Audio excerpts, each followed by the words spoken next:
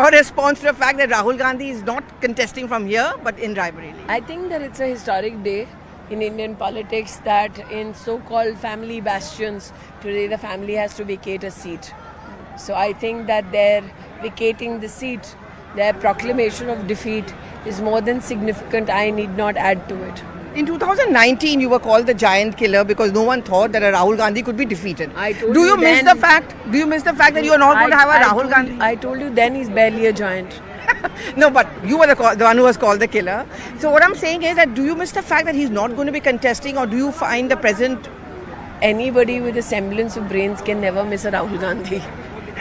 Okay, I'm also going to go across to Jairam Ramesh's comment. His reaction to you is Smriti Irani's claim to fame is the fact that she defeated Rahul Gandhi. Having done that, that fame is over. See, I'm somebody who's had a 30-year run in the media. I didn't do politics for becoming famous. I'm sure that Congress stooges today have much to be ashamed about, because this is not the first time Mr. Gandhi has run away from Amethi. This is the second time. Need I remind you that he fought from Wayanad in 2019, not out of choice but out of compulsion. So I can understand the deep sense of shame that Congress leaders and stooges will have today. After all, this is a sign that they touted as undefeatable, and the fact that he has had to vacate a seat is telling. But I think more so today, his hypocrisy and the lack of transparency with which he dealt with the people of Wayanad stands exposed. If he was a genuine politician, he should have told the people of Wayanad that he intends to fight from 2 seats. So I think the dual face of the Gandhi family, particularly Mr. Gandhi today, stands exposed. But every time I speak to a Congress leader asking why Raebareli and why not Amethi, they say that that's a legacy issue. ये उनका कर्म भूमि है, जन्म भूमि है. You agree? I think there are many Congress leaders who in the so-called suspenseful few days have told you हम क्या करें वो decide करेंगे. So today whoever says whatever, and ultimately what matters, A, that they've left the seat. B, they had an option to fight, they chose not to fight. If there was even a semblance of victory here, don't you think they would have fought? The Prime Minister spoke very strongly today. He said कि वो हमें बार-बार कहते रहते कि डरो मत. Today मैं उनको कहना चाहता हूँ डरो मत.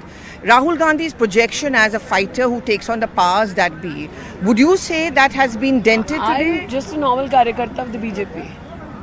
But your response The fact that the Congress party has been defeated in 19, the National Congress president has been defeated by a normal karyakarta of the BJP, doesn't that speak volumes?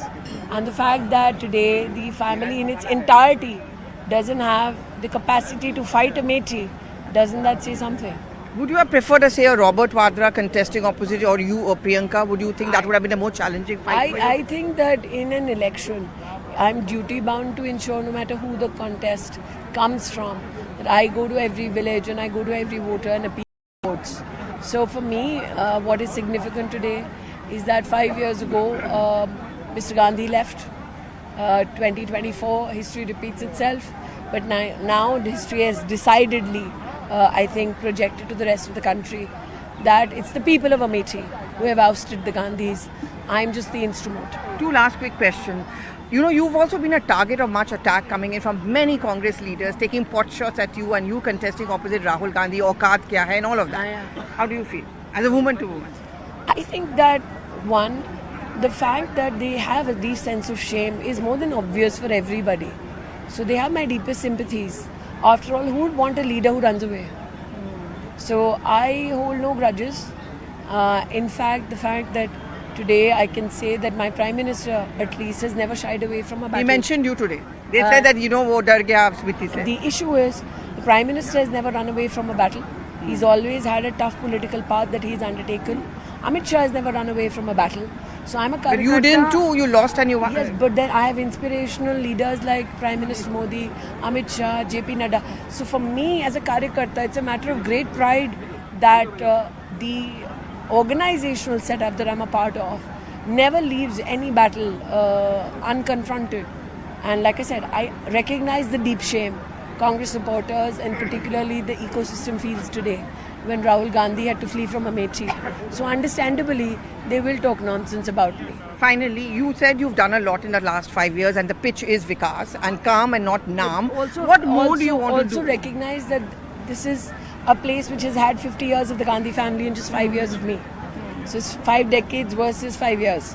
5 decades. So That's a new tagline. Well, that's the reality. It's not a tagline.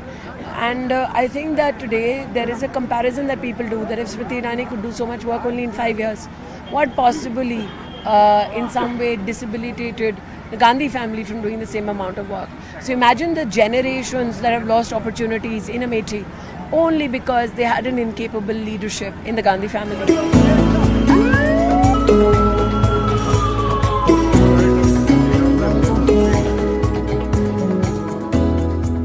Jammu and Kashmir is going to witness its first elections after the abrogation of Article 370 and downgrading from state to a union territory.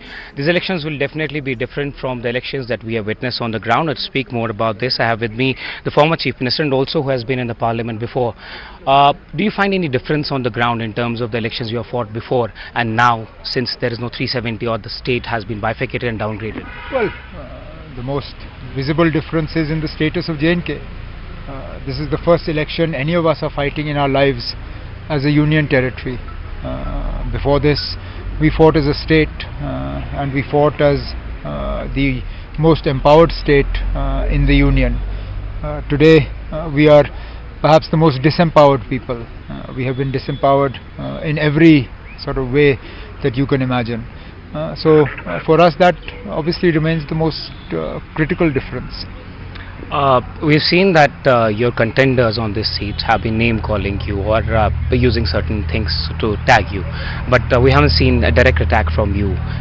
Why is there been this difference? That's never been my style, and it never will be. They're welcome to call me whatever they like, say whatever they like.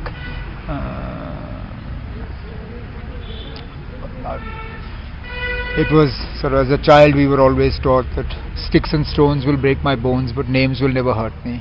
So they can call me whatever they like. The answer will come on the 20th of May during polling, and then on the 3rd of June when the votes are counted. Do you think that development is an agenda in this election? Because we have seen every political party almost talk about 370 statehood and the voice of Jammu and Kashmir being taken to the parliament. Development is not as much of an issue as it ordinarily would have been, but that's for two reasons. One, development is not really an issue for regional parties like ours, particularly for parliament elections, and that too a parliament election that is taking place under governor's rule, because there is neither a track record to defend nor a track record of another parties to attack. But development, and also we're all acutely aware that come July, August, we'll be doing the same thing all over again, but for the assembly elections. Clearly, I think development, local governance, representation of people, the problems that they face with regard to electricity, water, etc., these will all become issues for the assembly election in a couple of months' time. Recently, I spoke to Mehbooba Mufti on a campaign. She said that the party was not the first to attack the National Conference. She said that it was Umar Abdullah in Kishtwar or Doda in 2020 when Umar Abdullah attacked the PDP for the first time. I was asking her about you staying away and not being part of the larger alliance. The attacks on the National Conference have been relentless. From the PDP, from its senior leadership. Now I don't offhand recollect what she thinks was an attack against her party, but even if it was so random and so one-off that she struggled to find sort of an event that she could highlight. For us, it has been part of a series. It has been relentlessly at her behest, at the behest of her senior party leaders, in her PDP raising day on social media. I mean, it reached the sort of the realm of the ridiculous, where her social media advisor, who also doubles as her daughter, sort of wanted to comment on Pakistan's election and somehow found a way to include 1987 into that. Conveniently forgetting that her own grandfather was the PCC president at that time and part and parcel of that 87 election. But that's neither here nor there. The fact is that the PDP, for whatever reason, chose at that time to target the National Conference, but even that was not the reason for the decision that we took. At the end of the day, J&K had 6 seats. Now, you needed a formula by which to divide those seats. We used exactly the same yardstick for these parliament elections as we used for the DDC polls a couple of years ago. Unfortunately, the formula suited the PDP then, it didn't suit them now, and they've done what they've done. Interesting fact is that you have been one of those politicians who have said that yes, the violence graph has come down. But can that be somehow indicator of normalcy in Jammu and Kashmir? That the BJP is saying. Well, they can claim as much as they like. The fact that they don't have candidates, or at least official candidates in this election, tells you a lot about what the BJP is claiming and what they know to be the reality.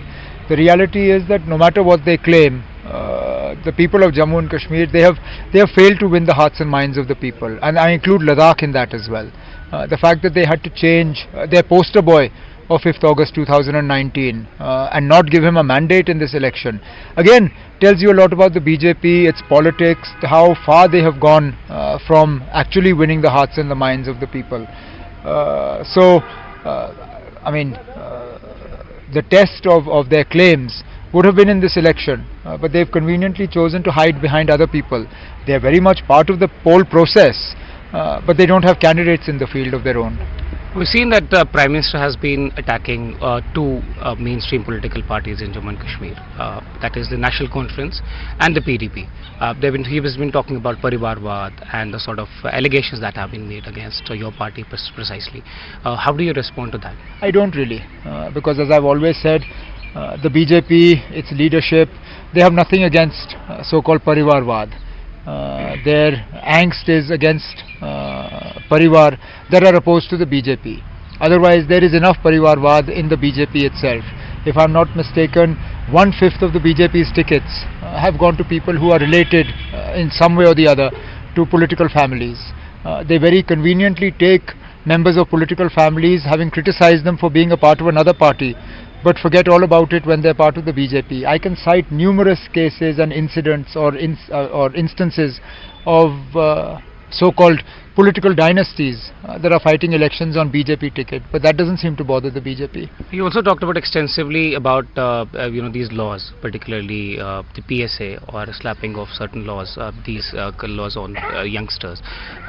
If Umar Abdullah is chosen to power from this seat, will there be also talk about removal of Armed Force Special Powers Act? Of course there will, and we will take off from where the Honourable Home Minister left it. He somehow has been able to sort of bring the Armed Forces Special Powers Act back into the discussion. So we will take off from that. We have an assurance from him now that that Armed Forces Special Powers Act will be revoked from Jammu and Kashmir. So we will push for that. But I mean, the Armed Forces Special Powers Act, at least in today's situation, doesn't have as much bearing on people's day-to-day lives as UAPA and PSA have. So more than some sort of relief on the Armed Forces Special Powers Act front is concerned, I would like to see relief on the UAPA and the PSA front. Now the UAPA unfortunately is a central law, so there's not much I can do with that. But as far as PSA is concerned, National Conference is committed that should the party be returned to power at the end of the assembly elections in September, one of the first things we will do is remove PSA from the statute books. India Alliance, again, there was not a lot of seat sharing that took place, particularly in West Bengal or other seats. We had a PDP which went out of this particular J&K state. How do you see the future of India Alliance, because it has been built to defeat the BJP? I think by and large the India bloc has quite successfully negotiated seat sharing arrangements. I was perhaps one of the most skeptical people, and I was pretty public with my skepticism about seat sharing. Truth be told, I didn't expect any seat sharing arrangement in UP. I thought it would fall apart, but it didn't. I was perhaps one of the last people to expect a seat sharing arrangement between the Aam Aadmi Party and the Congress. But chaliye, they didn't manage in Punjab, but in Delhi, Haryana, places like that, they have a good working arrangement with the Aam Aadmi Party today. Similarly, Bihar, Tamil Nadu, Maharashtra, there are numerous states where seat sharing arrangements within the India bloc were quite successfully concluded. So yes, West Bengal remains perhaps a shining example of where we didn't manage. I hope that Mamata Banerjee Sahiba's confidence is well placed and she on her own can deny BJP seats in West Bengal, and if that is the case, then so be it. How do you see these phases which have taken place? How precisely are you sure that this particular phase has gotten India a good number, and that's why political parties have been talking about communalizing these polls? Well, political parties are not talking about communalizing them. Unfortunately, the communalizing started by the BJP, and it started soon after the trends of the first phase were visible. So honestly, I have no means of assessing how these polls have gone, except by the public speeches of senior BJP leaders and the way in which minority bashing has now become sort of front and center of their election campaign.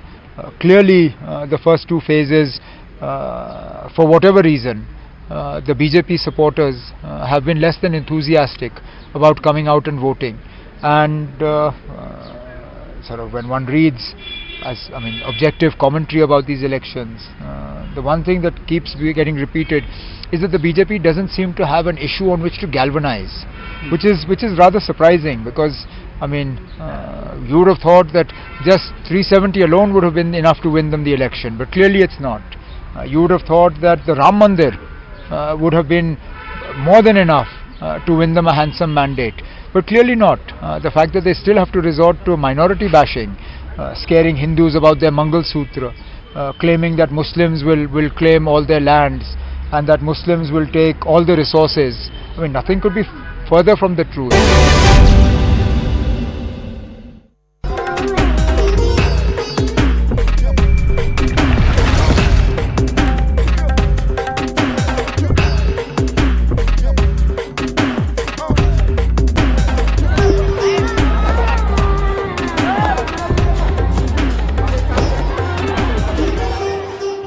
Today we are joined by a young face, a two-time MP and someone whose name had already been announced by Deputy Chief Minister Devendra Fadnavis and whose name has been formally announced by the Shiv Sena Eknath Shinde group today. I have with me Dr. Shrikant Shinde. Dr. Shrikant Shinde, thank you for speaking to CNN News 18 and welcome on our show. Yeah, thank you Vinaya, and thank you very much for all the wishes. I remember in 2014 when you were elected for the first time, you were one of the youngest MPs, I think 27 years old? 27 only. Yes, and today you are going to fight for the third term in an extremely unusual political combination. It's the first time that you will probably be fighting against those who fought along your side, who fought for you the last time. How does it feel right now? मुझे लगता है कि ये जो combination है, ये महायुति का combination है, और ये कॉम्बिनेशन जो है बहुत सालों से चलते आ रहा है. Last time also we fought as Mahayuti in 2019, before that in 2014 also in Mahayuti, and again in 2024 it is Mahayuti. So we are on the right track, on the right side, and on the opposite side I think that is a very different combination that people haven't seen, haven't experienced.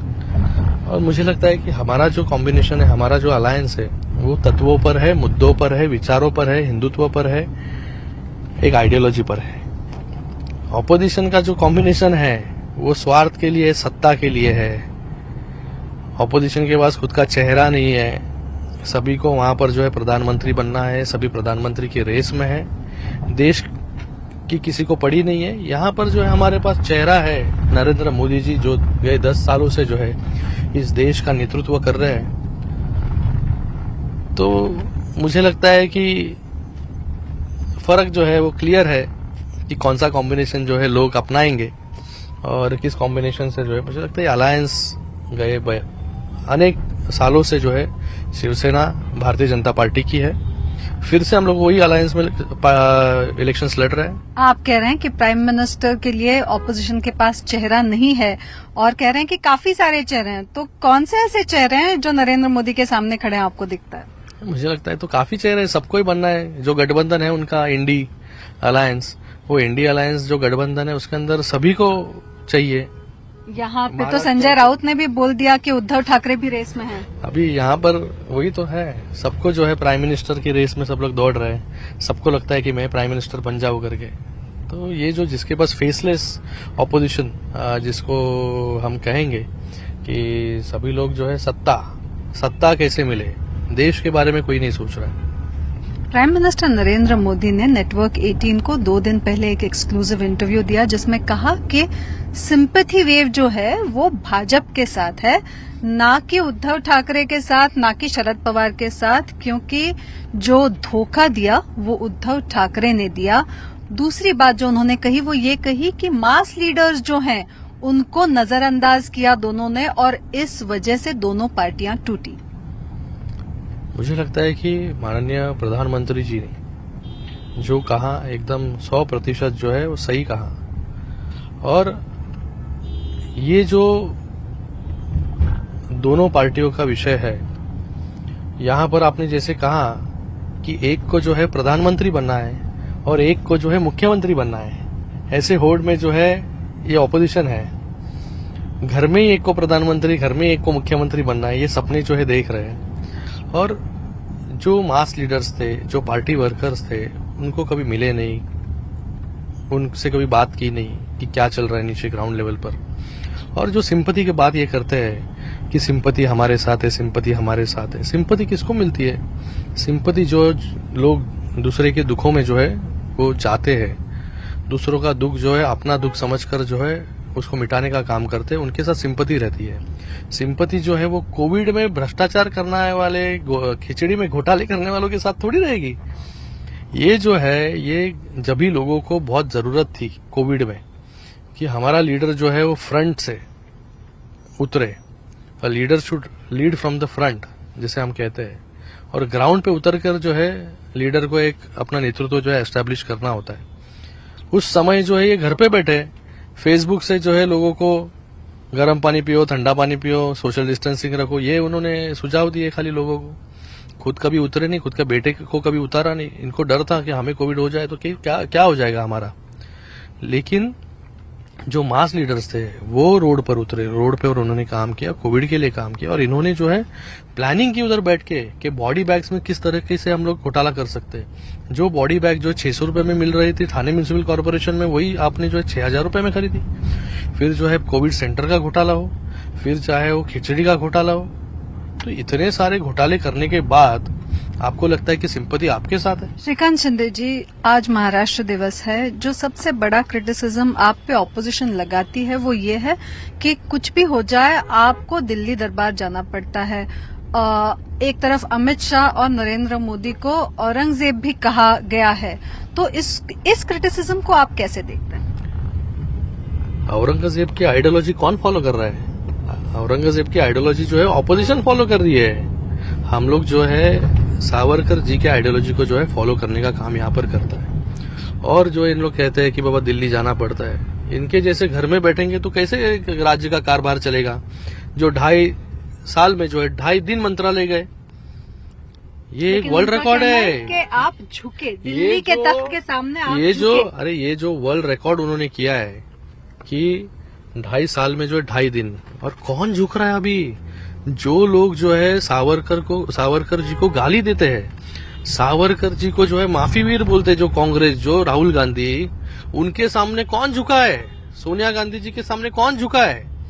कौन जो है उनको मुंबई में जो है जो शिव तीर्थ जो है उसके ऊपर से जो है बाला साहब हमेशा जो है हिंदुत्व के विचार जो है वहां से देते थे। उसी शिव तीर्थ पर जो है इन्होंने जो है वो इंडिया अलायंस का जो है स्वागत किया। राहुल गांधी का स्वागत जो है इनको जो है करना पड़ रहा है। जो राहुल गांधी जो है हमेशा जो है सावरकर जी को गाली देते हैं, तो कौन किसके सामने झुक रहा है?